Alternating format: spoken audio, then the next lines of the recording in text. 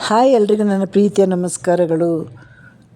ಚಂದನ ಸ್ಮೃತಿಗೆ ಎಲ್ರಿಗೂ ಕೂಡ ಆತ್ಮೀಯವಾದ ಸ್ವಾಗತ. ನಮ್ಮ ಕರಿಬಸವೇಂದ್ರ ಸರ್ನ ನೆನಪು ಎಷ್ಟು ಮಂದಿಗಿದೆ ಹೇಳಿ?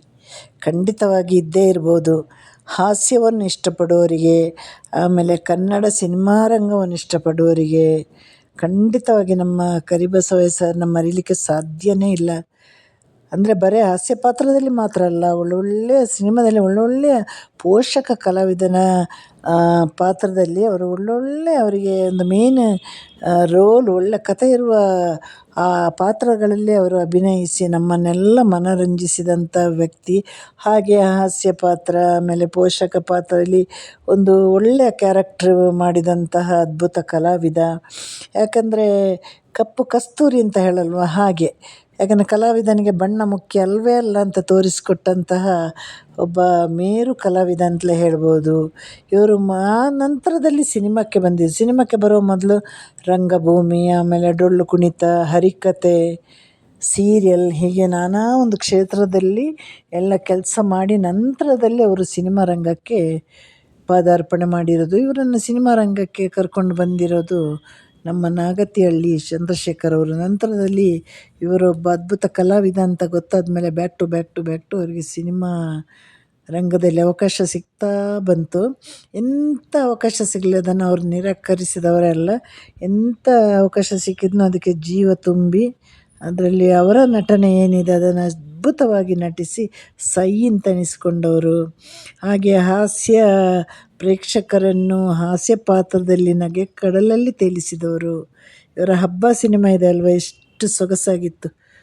ಹಾಗೇ ಒಳ್ಳೆ ಕನ್ನಡ ಚಿತ್ರರಂಗದಲ್ಲಿ ಒಳ್ಳೆಯ ಹೆಸರನ್ನು ಮಾಡಿದಂಥ ಕಲಾವಿದ.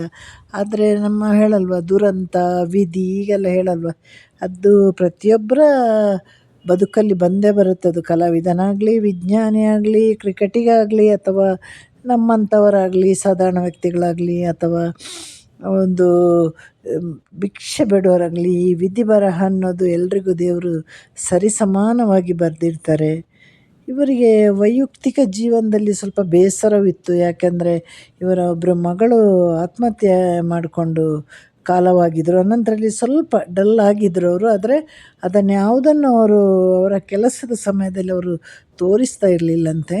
ಅವರಿಗೆ ಏನೋ ಅವರು ಅಭಿನಯಿಸಬೇಕು ಅದನ್ನು ಅಚ್ಚುಕಟ್ಟಾಗಿ ಅಭಿನಯ ಮಾಡಿ ಅದಕ್ಕೆ ಆ ಪಾತ್ರಕ್ಕೆ ಜೀವ ತುಂಬಿ ಒಪ್ಪಿಸಿದ ಕೆಲಸಕ್ಕೆ ಒಳ್ಳೆಯ ಒಂದು ನ್ಯಾಯ ಒದಗಿಸಿಕೊಟ್ಟು ನಂತರದಲ್ಲಿ ಅವರು ಒಬ್ಬರೇ ಕೂತಾಗ ಬಹಳ ದುಃಖಿತರಾಗಿದ್ದರಂತೆ. ಯಾಕೆಂದರೆ ಅವರ ಮಗಳೊಂದು, ಯಾಕಂದರೆ ಪುತ್ರ ಶೋಕಂ ನಿರಂತರ, ಪುತ್ರ ಆಗಲಿ ಪುತ್ರಿ ಆಗಲಿ ಎಲ್ಲವೂ ಕೂಡ ಶೋಕ ನಿರಂತರ ಅಲ್ವ ಅನ್ನೋ ಹಾಗೆ ನಮ್ಮ ಕರಿಬಸವನಿಗೂ ಅವರಿಗೂ ಕೂಡ ನಮ್ಮ ಮಗಳು ಹೋಗಿರೋದು ಬಹಳ ದುಃಖದಲ್ಲಿದ್ದರು ಅವರು.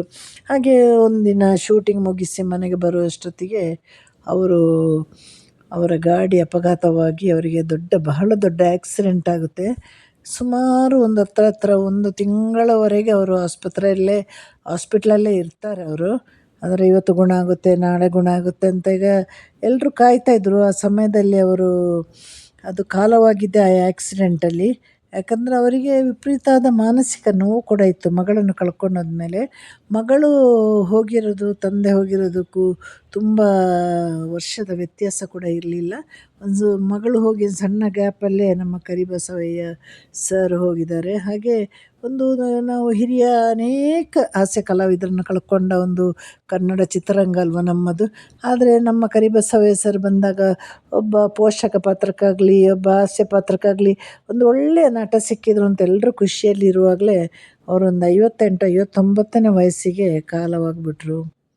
ಅದು ದಿಢೀರನೆ ಒಂದು ಸ್ವಲ್ಪ ಸಮಯಕ್ಕೆ ಹಿಂದೆಯೇ ಅವರ ಮಗಳು ಆತ್ಮಹತ್ಯೆ ಅನ್ನೋ ಸುದ್ದಿ ಎಲ್ಲ ಕಡೆ ಹರಡಿತ್ತು. ಆದರೆ ಅದರ ನಂತರ ಈ ಥರ ಕರಿಬಸವಯ್ಯ ಸರ್ ಕೂಡ ಹೀಗಾಗಿರೋದು ಅದು ಕುಟುಂಬಕ್ಕೆ ಕೂಡ ಬಹಳ ದೊಡ್ಡ ಆಘಾತವಾಗಿತ್ತು. ಯಾಕಂದರೆ ಒಂದು ಸಣ್ಣ ಒಂದು ಪೀರಿಯಡಲ್ಲಿ ಅವರು 120ಕ್ಕಿಂತಲೂ ಜಾಸ್ತಿ ಚಲನಚಿತ್ರದಲ್ಲಿ ಅಭಿನಯಿಸಿ ಪ್ರತಿಯೊಂದು ಪಾತ್ರವು ಒಂದಕ್ಕಿಂತ ಒಂದು ಮಿಗಿಲು. ಅವರು ಎಷ್ಟು ಸಣ್ಣ ಪಾತ್ರ ಸಿಕ್ಕಿದ್ರೂ ಅದನ್ನು ನಿರಾಕರಿಸಿದವರೇ ಅಲ್ಲಂತೆ. ಯಾಕಂದರೆ ಅವರು ಕಲೆಗೆ ಅಷ್ಟೊಂದು ಹಣಕ್ಕಿಂತ ಜಾಸ್ತಿಯಾಗಿ ಕಲೆಗೆ ಬೆಲೆ ಕೊಡ್ತಾ ಇದ್ದ ಒಬ್ಬ ಧೀಮಂತ ವ್ಯಕ್ತಿ.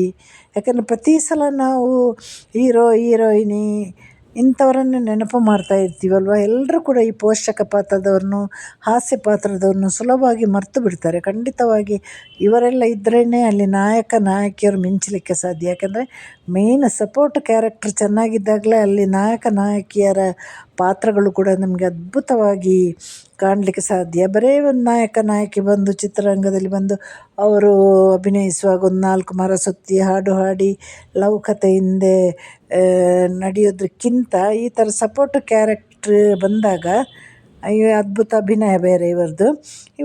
ಎಲ್ಲ ಒಟ್ಟಿಗೆ ಮಿಕ್ಸ್ ಆದಾಗಲೇ ಒಂದು ಚಿತ್ರ ಚೆನ್ನಾಗಿ ಹೊರಬರಲಿಕ್ಕೆ ಸಾಧ್ಯ. ಹಾಗೆ ನಮ್ಮ ಒಂದು ಕನ್ನಡ ಚಿತ್ರರಂಗ ಸಾಕಷ್ಟು ಹಾಸ್ಯ ಕಲಾವಿದರನ್ನು ಕಳ್ಕೊಂಡಿದ್ದೀವಿ. ಆಮೇಲೆ ಇವರೊಬ್ಬರು ಸಿಕ್ಕಿದ್ದಾರೆ ಅಂದರೆ ಇವರನ್ನು ಕೂಡ ನಾವು ಕಳ್ಕೊಳ್ಬೇಕಾಯಿತು. ಎಲ್ಲಿದ್ದರೂ ಇವರ ಆತ್ಮಕ್ಕೆ ಶಾಂತಿ ಸಿಗಲಿ.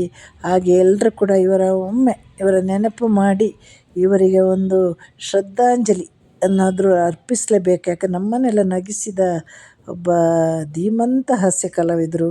ಹಾಗೆ ನನ್ನ ಇವತ್ತಿನ ವಿಡಿಯೋ ಇದಾಗಿತ್ತು. ಎಲ್ರಿಗೂ ಟಾಟಾ ಬಾಯ್, ಸಿ ಯು, ಟೇಕ್ ಕೇರ್.